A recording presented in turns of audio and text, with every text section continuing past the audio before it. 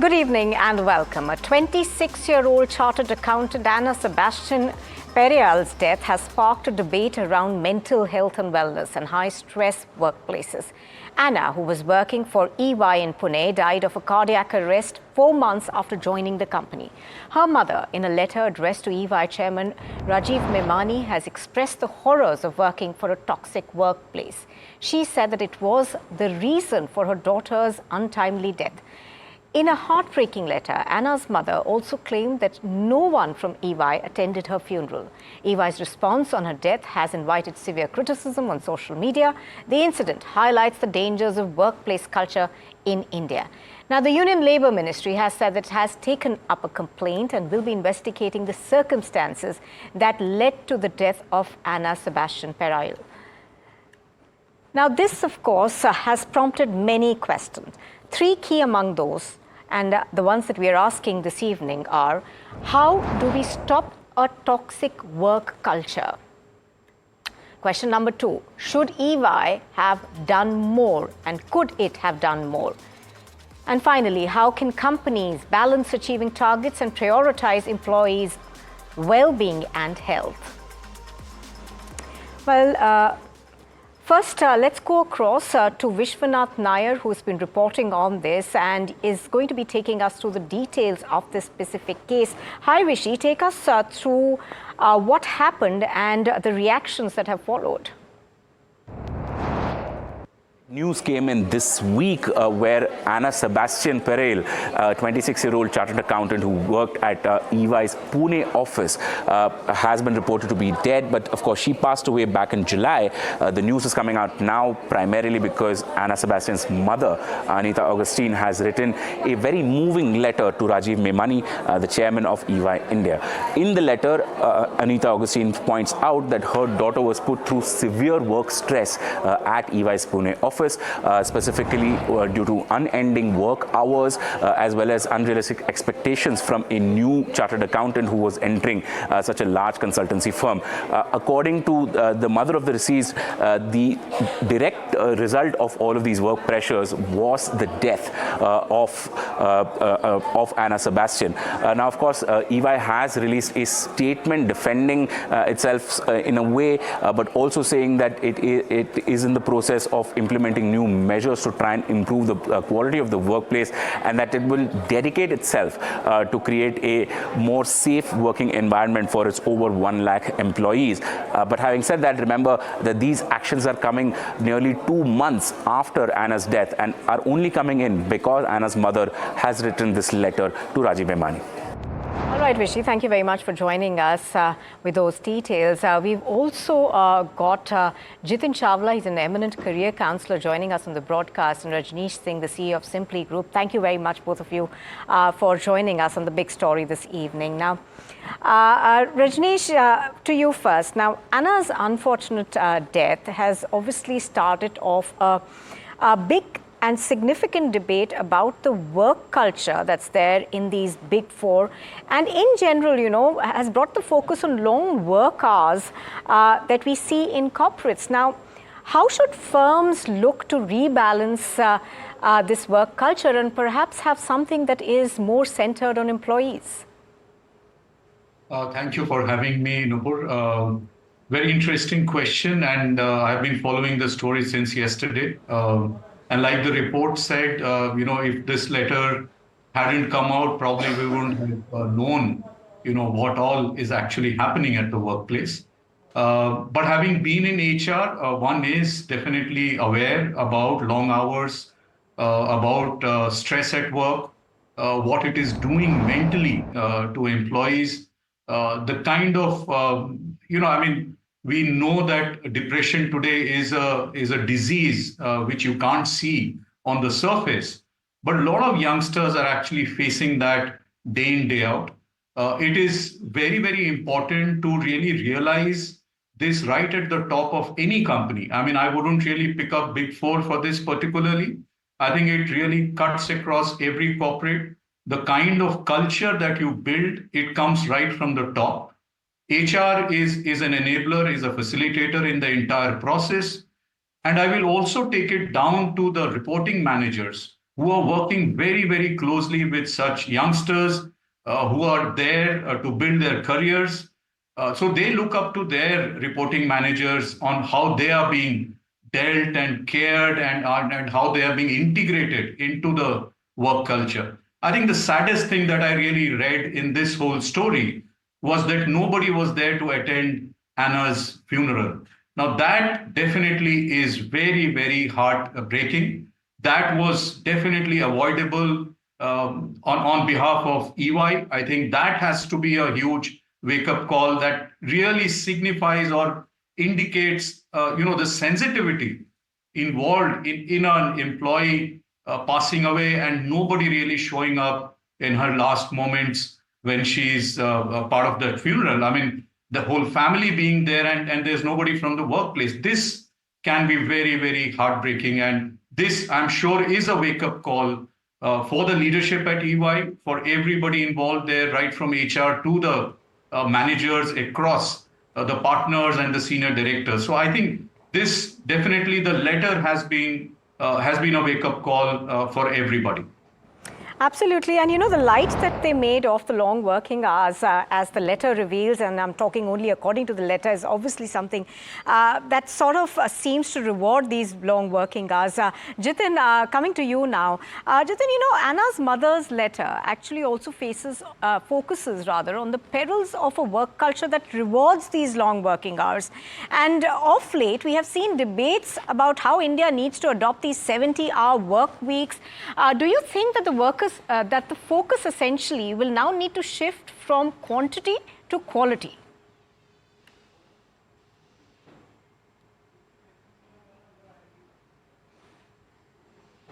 I'm afraid we can't hear you, Jitin. We're going to fix that audio connection with you. Oh, wait. Oh, sorry, this thing wasn't. No worries. Please do carry on.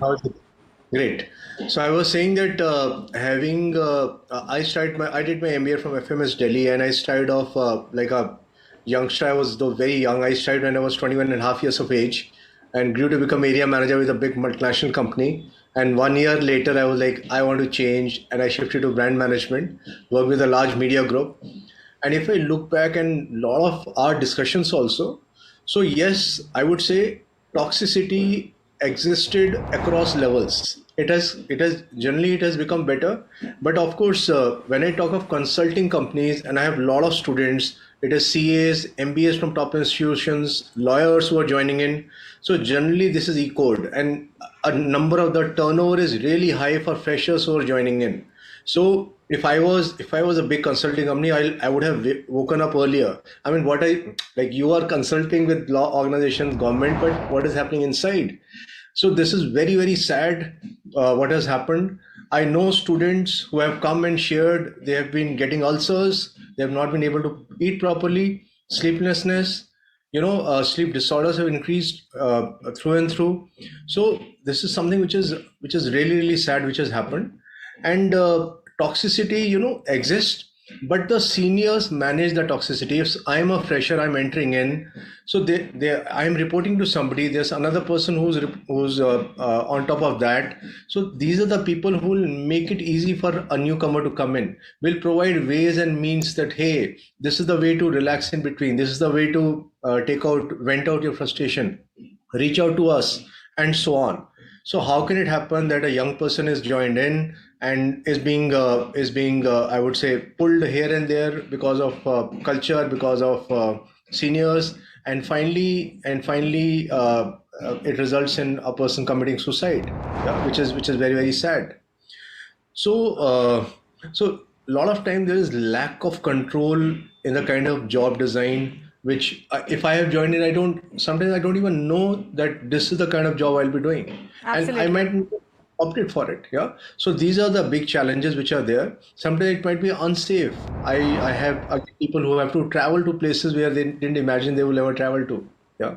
So again, all this in a structured manner, and having mental health resources available for at least the new joinees, for people who are 2-3 years in the organization, is important, is relevant, and that has to happen. Right, Rajneesh, as pointed out by Jitin, it appears that, there was no mentorship program or enough support for a new young employee who had, for who it was perhaps the first job. So what can companies do to ensure, say, for instance, say a buddy system or something like that, to make it easier for these youngsters to join the workplace and then, learn the ethos of the workplace and perhaps be able to differentiate between what is all right and what isn't? Absolutely, Nupur. You're spot on. I think it's very important that organizations definitely put in place certain processes.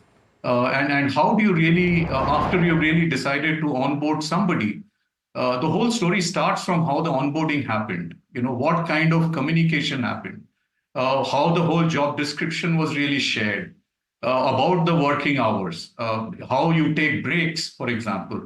I think those are little things, but like you correctly mentioned, and which is what we also work with a lot of clients, is to also ensure that we just don't stop at onboarding, which perhaps the HR is driving, but you also got to build in a set of buddies in the system who are there in the organization for quite some time, are still young, and they have seen the way the things get worked in the company. I think those are the people who should be integrating these youngsters into the company. That's one. And the next layer is, of course, having mentors who are fairly mid-level senior people who've been in the system for a longish time and who can be like a friend, philosopher, guide, and really handhold these youngsters into the system and ensure that the person is really settling in and really enjoying being at the workplace and enjoying really coming to work on a daily basis.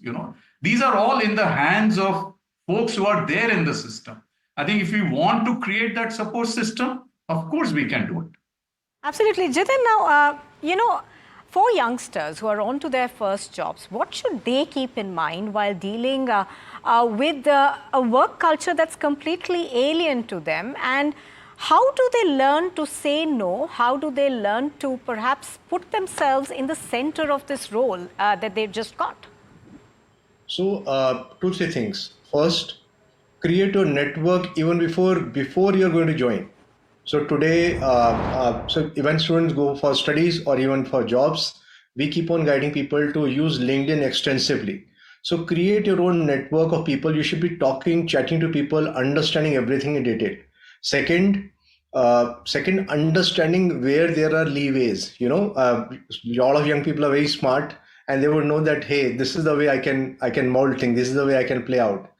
Third, don't be too serious and sensitive about things. I mean, people get so sensitive about it and so much into it. Hey, it's fine. You are accepted in a big organization because you're also very good.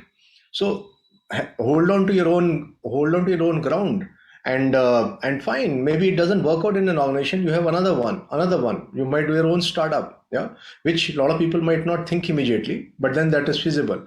And then clear cut boundaries that this is how I'm going to operate. This is what is acceptable to me. I have a very close friend who for almost 9 years she has worked, and she comes from a lower middle class background. But even while she'll be cooking at her house, and there was a need that while working also, she was cooking for her family. Her parents were there. At 9:30 in the evening, her laptop would be open. I remember we met somewhere, and at the restaurant, her laptop was still open. Yeah. So imagine. So this girl had a severe case of spondylitis and back issues, and finally we all used to be after her. Hey, why didn't you leave it? But for a person who would come from a certain socio-economic group, it was so difficult for her. So that is one. Uh, second thing is reaching out to mental health professionals. See, obviously, a suicide is something which is like a drastic step. So before that, let's seek help.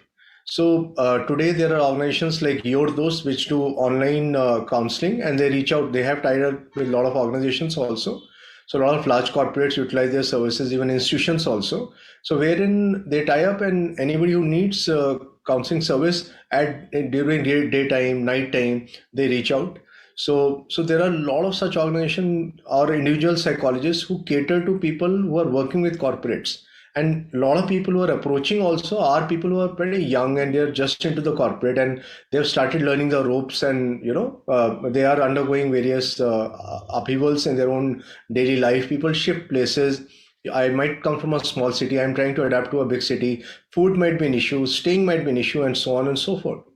So reaching out to professionals, psychologists, talking to people online if it is not possible that you can't go and visit somewhere, I think that can be again a great step for young people to adapt and to sustain and then be successful in their careers.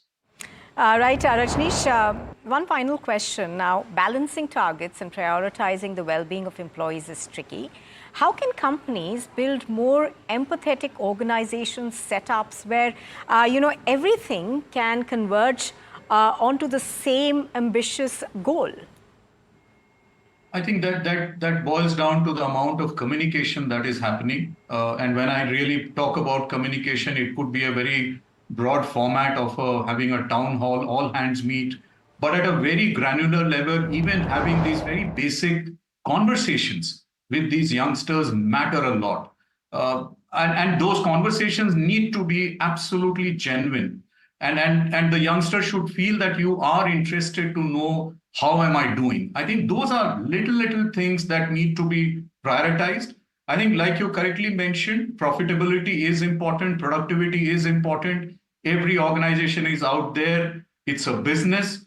But at the same time, I think if you're not taking care of people and if there is not a fine balancing act between profit and people, definitely the profit at the end will start getting affected if people are getting affected. So I think that's something that from a priority standpoint, I think people well-being, their wellness, their health, how are things on the family front? I think those are things that need to be definitely talked a lot rather than every time and all the time the focus just remains on work and profit. So I think there's a balancing act that needs to be struck. At the same time, I think for the employees also, the youngsters, it's very important. If you are getting into a workplace, do get prepared that it is a tough place out there. It's not easy to survive. The whole thing that we talk about rat race hits you upfront.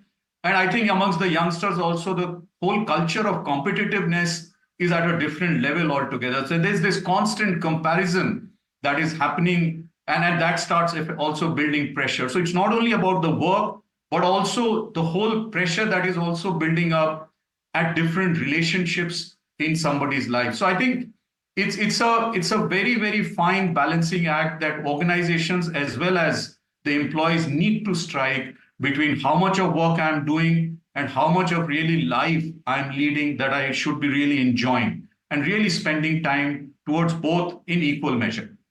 As both of you seem to suggest, even employees need to understand that they need to strike the right life-work balance or work-life balance, as it's often called.